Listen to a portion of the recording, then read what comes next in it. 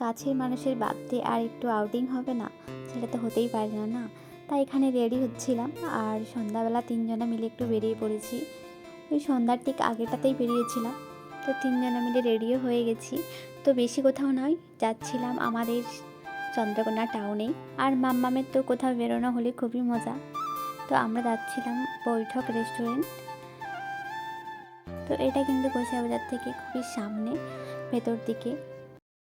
তো এটা নিয়ে আমার সেকেন্ড টাইম আসা। এত সুন্দর করে সব জিনিসটা সাজানো ছিল, চারিদিকটা যে মানে দেখলেই ছবি তুলতে ইচ্ছে করবে। আমাদের মতো ফটো লাভার, ভিডিও লাভারদের তো খুবই ভালো লাগবে।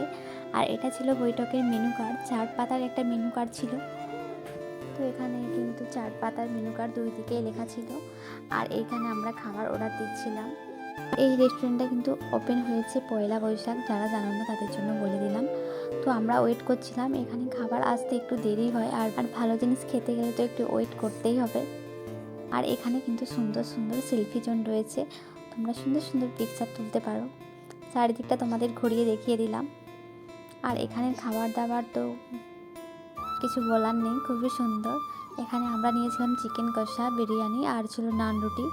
তো ওই সার্ভ করে দিচ্ছিল, আর মাম্মামের তো খুবই খিদে পেয়ে গেছে। আর তারপর বার্থডে বয়ও বসে গেছে, আর বার্থডে বয় দেখো আমাকেই খাইয়ে দিচ্ছে, আমিই খাওয়াতে ভুলে গেছি। তো তারপর ওকেও খাইয়ে দিচ্ছি, দারুণ হয়েছিল, মানে টেস্টি ছিল খাবারগুলো সবকটাই। আর তারপর খাওয়া দাওয়া কমপ্লিট করে কিন্তু আমরা আবার বেরিয়ে পড়েছি। আর আমাদের আরও টুকিটাকি কেনাকাটা ছিল, আর আস্তে আস্তে প্রায় ওই 8টার মতো বেজে গেছিলো।